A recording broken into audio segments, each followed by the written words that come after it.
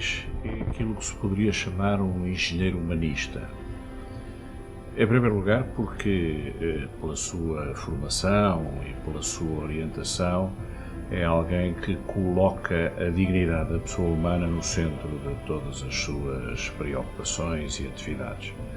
Mas, por outro lado, porque, tendo uma formação científica ou tecnológica, nunca descurou a sua própria formação em humanidades. Eu recordo-me que, ainda simples estudante de engenharia, sendo já presidente da JUC, acompanhou o Concílio Vaticano II e tinha obras dos principais teólogos do Concílio em casa. Engenheiro civil reconhecido pela generosidade e rigor que pautam o seu trabalho, Luís Garcia Braga da Cruz conciliou o início do seu vasto percurso profissional com o serviço militar, primeiro integrando o Laboratório Nacional de Engenharia Civil e posteriormente como técnico investigador no Gabinete de Estruturas da Faculdade de Engenharia da Universidade do Porto. Depois fomos alunos do curso de métodos e elementos finitos, que foi uma ferramenta que o engenheiro António Adão Fonseca tinha trazido da Inglaterra. Fizemos depois os três um artigo sobre desmonte de pilares nas Arrozeiras de Valongo. Esse artigo foi publicado no Boletim de Estruturas, não sei se ainda existe, se não, no número 11 do Boletim de Estruturas, que era uma publicação do Departamento de Engenharia Civil. Nasceu a 30 de maio de 1942, em Coimbra, onde viveu a infância e os primeiros anos de juventude com os 8 irmãos. No início da década de 60, contacta com o ambiente culturalmente estimulante da Universidade de Coimbra, concluindo aí o primeiro ciclo de estudos preparatórios. Em 1965, licencia-se em Engenharia Civil na Universidade do Porto. Ele era muito espontâneo, brincalhão e muito jeito para desenho. Um excelente caricaturista, um traço espetacular. Sobretudo os amigos têm as caricaturas no livro da Queima feitas por ele.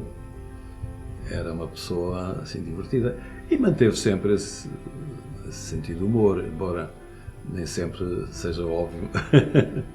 Sem nunca ter falado de pintura com ele, apenas pelos livros que ele tinha em casa, nós próprios, e eu em particular, aprendi bastante sobre pintura. E depois tinha também muito jeito para desenhar, nomeadamente para fazer caricaturas. A minha caricatura de curso foi feita por ele. Da vida profissional do engenheiro, que também poderia ter sido arquiteto, destacam-se os 14 anos à frente da Comissão de Coordenação da Região Norte e o seu papel preponderante para o desenvolvimento do Douro e a melhoria das condições de vida dos transmontanos e durienses. Ele, a partir do momento em que entrou na Comissão de Coordenação da Região Norte, ele acabou por assumir muito a costela de defensor da regionalização e da Região Norte. Ele teve um papel muito grande nos anos 90 no desenvolvimento do Douro vinheteiro. De resto, ainda há poucos meses, ele recebeu o doutoramento honoris causa na Universidade de Trás-os-Montes e essa faceta foi muito destacada e, de facto, é marcante. Antes, em 1977, integrou a direção de equipamento hidráulico da EDP como técnico no domínio de grandes barragens. Dentro do universo da EDP, ele julgo que foi o presidente da Enernova, das energias renováveis, e é uma faceta que sempre o interessou e no qual deixou um papel, acho eu, bastante importante. É um homem sério, pessoalmente sério, honesto, é um homem disponível para a causa pública e isso levou-o a ser presidente da Comissão de Coordenação da Região Norte, ministro da Economia, e é um homem que procura pensar as coisas, mesmo as coisas nacionais, e que tem ideias próprias sobre os assuntos nacionais. Por exemplo, é um adepto da regionalização. As suas capacidades técnicas, de gestão, políticas e diplomáticas conduziram-no também à presidência do Operador do Mercado Ibérico de Energia e da Fundação Rei Afonso Henriques em Zamora. O trabalho que desenvolveu valeu-lhe o reconhecimento com a Gra Cruz da Ordem de Mérito Civil de Espanha. Gracias a él non solamente constituímos unha eurorrexión, gracias a él temos dúas eurocidades. Base a esa eurorrexión construímos a eurocidade Valença-Tui e Chaves-Verín, na provincia de Pontevedra e de Ourense. Gracias a él xa non existen fronteiras, grazas aos gobernos de Portugal, os gobernos de España e os gobernos de Galicia. O norte de Portugal e Galicia é un territorio continuo. Grazas polo teu traballo, grazas polos teus desvelos, grazas pola túa ambición, grazas em nome de todos os galegos. Obrigado. E foi sempre muito empenhado também socialmente, por exemplo, dedicando-se à agricultura em Tadim, onde hoje já não está, mas fez parte dos corpos gerentes da adega cooperativa do CAVA, que é a adega cooperativa de Braga, fez parte dos corpos da Junta de Freguesia, mais tarde foi um membro ativo da SEDES quando ela foi lançada, no tempo de Sá Carneiro, foi da direção da SEDES do Porto, juntamente com o Francisco Sá Carneiro. Portanto, sempre foi uma pessoa que se envolveu muito em tudo aquilo que o rodeava. De presidente da Assembleia de Freguesia de Tadim a ministro da Economia durante a governação de António Guterres, o também professor é homem de causas públicas e assumido defensor da engenharia. Permanentemente ativo na Ordem dos Engenheiros, foi, entre outras funções, presidente da Assembleia Regional Norte e membro da Comissão Editorial. Já nos anos 72, 73, nesta mesma casa, nós fazíamos parte da Comissão Cultural da Engenharia Civil da Ordem, um embrião do Colégio de Engenharia Civil. O atual presidente da Fundação de Serralves, que diz ter como defeito não saber dizer não a novos desafios, é também um adepto da natureza e do desporto, com tempo, sempre, para férias grandes com os 5 filhos.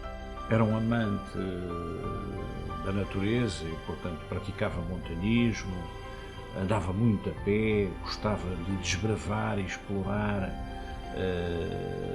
parques naturais, como o Gerês, a própria zona da minha mãe, que é a zona da Beira Alta, das Arribas do Águeda e do Coa. Ele conhecia aquilo muito bem. É que nessas férias o meu pai alugava uma casa grande e todos nós levávamos um amigo. E uma das características que essas férias tinham também é que a Praia Grande é conhecida por ter um mar perigoso. Perigoso porque é um mar muito batido e perigoso porque tem correntes. E uma das coisas que o meu pai dizia era que o que mais prazer lhe dava era tomar banho na Praia Grande ao apito do banheiro, ao som do apito do banheiro.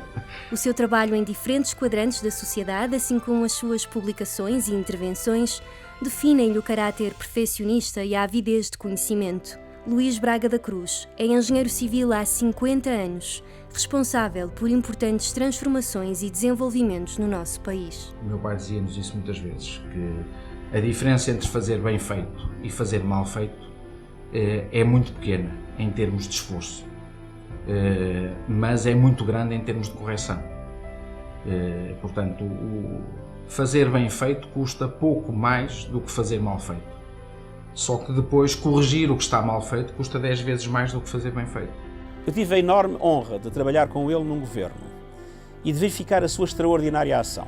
Dou-vos apenas um exemplo. A explosão de energia verde que ocorreu em Portugal não teria sido possível sem a introdução por parte dele da nova legislação sobre as tarifas de eletricidade.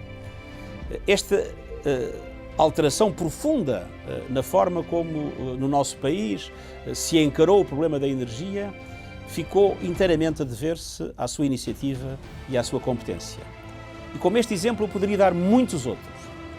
Em todas as áreas onde a sua ação se fez sentir, Portugal ficou melhor.